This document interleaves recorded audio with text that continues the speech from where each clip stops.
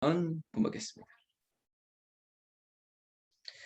여러분 1절 말씀에 나의 종 야곱 그리고 내가 택한 이스라엘 이렇게 시작하고 있습니다.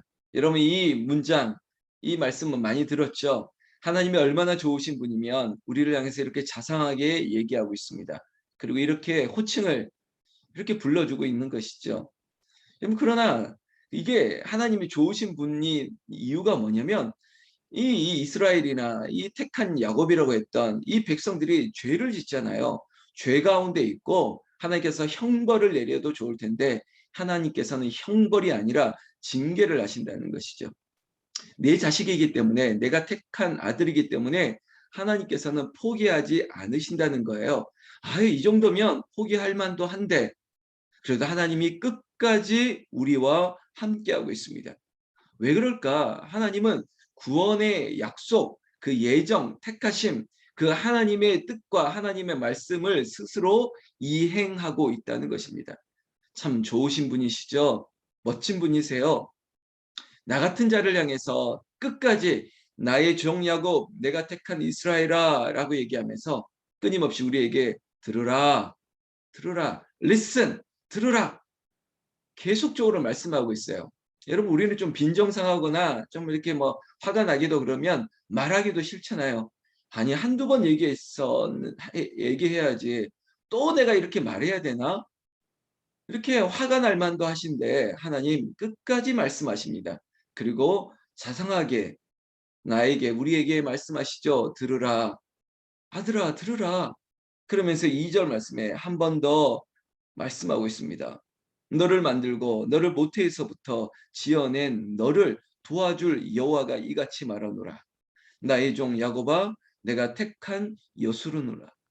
여러분 오늘 이 1절, 2절, 2절 가운데 하나님은 야곱아 아니면 또한 이스라엘아 그리고 2절 마지막 문장에 이런 구절 있지 않습니까? 내가 택한 여수르나라고 얘기하고 있습니다. 두려워하지 말라. 여러분 여수르나 이게 뭐냐면 히브리어로 예술은 이런 음역인데요. 뭐 이런 뜻입니다. 온전케 하고 의롭게 되고 합당한 자, 뭐 이런 뜻입니다. 그러니까 하나님께서 우리를 그렇게 의롭고 그리고 온전하게 합당한 자로 여기고 있다는 것이죠. 이게 축복 아닙니까? 이게 감당할 수 없는 은혜인 거예요. 내가 어떻게 하나님이 택하고 내가 어떻게 하나님의 종이 될 수 있습니까? 내가 어떻게 하나님 앞에 합당하고 의롭고 온전한 자가 될 수 있겠습니까? 그러나 부르는 자가 하나님께서 지명하셨던 자가 우리를 구원하신 분이 나를 그렇다라고 말하면 그런 거예요. 때로는 그러잖아요. 아, 목사님 제가 그런 사람 아닙니다. 제가 그렇게 믿음이 좋은 사람이 아니에요. 그렇게 제가 좋은 사람이 아니에요. 그래도 아유 집사님, 아 우리 권사님 정말 집사님 때문에 이렇게 우리가 믿음으로 살아가는 것이고 당신의 기도 때문에 온전하심 때문에 우리가 이렇게 본받고 우리도 힘써 이렇게 믿음 생활을 할 수 있어요. 라고 말할 때 부끄러울 때가 있으시겠죠. 그래도 인정함을 받는다는 거예요. 여러분 마치 부모의 눈에는 우리 자식이 너무나도 귀하고 아름다운 것처럼 하나님 편에서도 내가 창조하고 내가 구속했던 내 백성 너는 여술은 너는 의롭고 합당한 자 내가 보기에 너무나도 아름답다라고 말씀하시는 것이죠. 여러분 그렇게 부르시는 분이 누구십니까? 하나님이세요. 하나님이 나의 아버지가 되셔서 아버지가 나를 향해서 그렇게 자상하게 부르고 있다는 것입니다.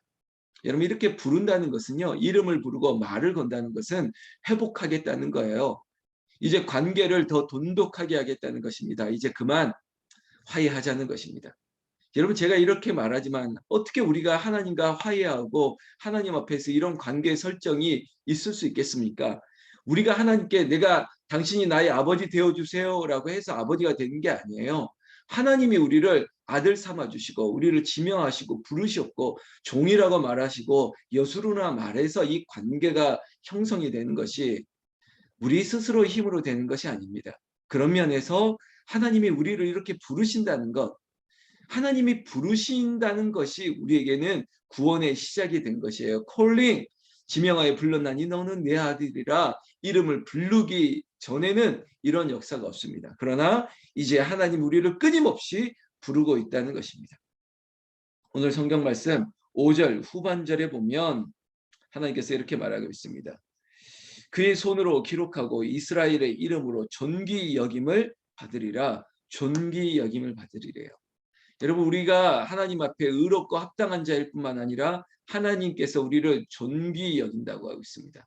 여러분, 존중이 여김을 받아야 되는 하나님, 경외하심, 그리고 하나님께서 영광을 받으신 그 하나님께서 또한 우리에게도 너를 존귀 여기겠대요. 하나님이 거룩하니 너희도 거룩하라. 하나님이 존귀 여김을 받은 만큼 그 백성을 존귀 여긴다고요. 사랑하는 성도 여러분, 오늘 하루를 보내더라도 하나님께서 여러분들을 존귀하게 여기실 거예요. 여러분, 그렇게 존중받은, 그렇게 여러분 존귀함을 여러분 받으신 적이 얼마나 되십니까? 세상은 우리에게 천하게, 우리에게 어떠한 위력으로 우리를 누를지라도 하나님 우리를 끝까지 자상하게 존귀하게 우리를 붙들어 주십니다. 그 하나님이 누구라고요? 오늘 이 새벽에도 아버지라고 부르는 그 하나님이 나의 하나님 되신다는 것입니다. 그 하나님은요, 6절부터 유일하신 하나님, 영원하신 하나님, 불변하신 하나님, 우리에게는 없는 그런 속성을 가지신 하나님이 왕이 되시고 우리에게 전능자가 되시고 우리에게 만군의 여호와 구원의 역사를 이루어내고 있습니다.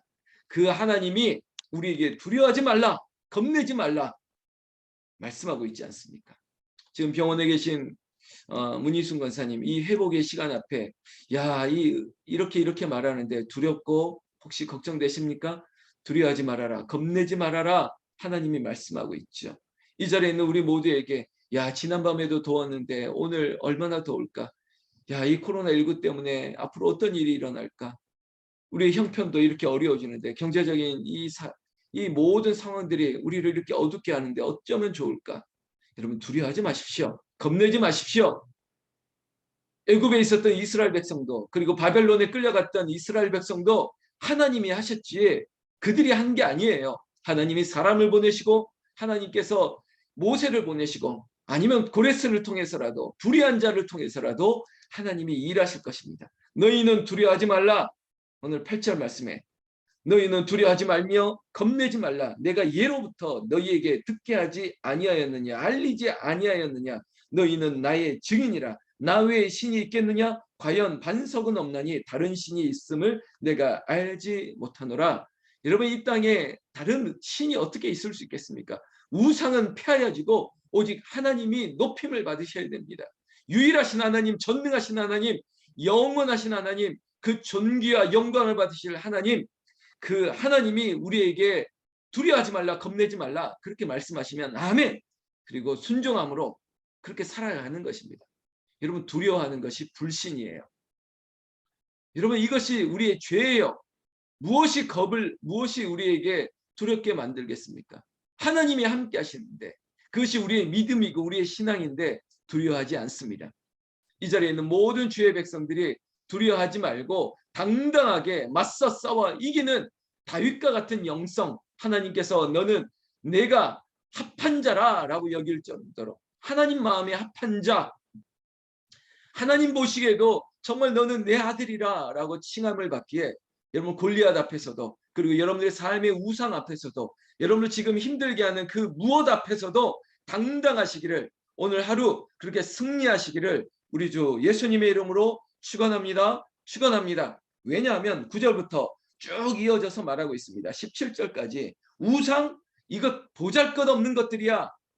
다 사람들이 손으로 만든 것들이야. 그냥 네 마음속에 그것을 만들어낸 것이야. Made God, 다 만든 것이에요. 손으로 사람들이 만든 것이에요. 오직 하나님은 한 분밖에 없습니다. 누가 하나님보다 대신할 수 있겠습니까? 무엇이 하나님을 대신할 수 있겠느냐 말이죠. 이 썩어 없어지는 것, 다 만들어낸 우상들, 또한 이 자리에 있는 우리의 삶의 자리에서 이것을 우상으로 만들었던 것들 다 바울세불처럼 다 깨뜨려 버리고 불태워 버리는 것입니다. 그리고 오직 하나님 한 분밖에 없습니다. 그것이 우리의 믿음, 그것이 우리의 신앙이죠. 18절 말씀 보세요.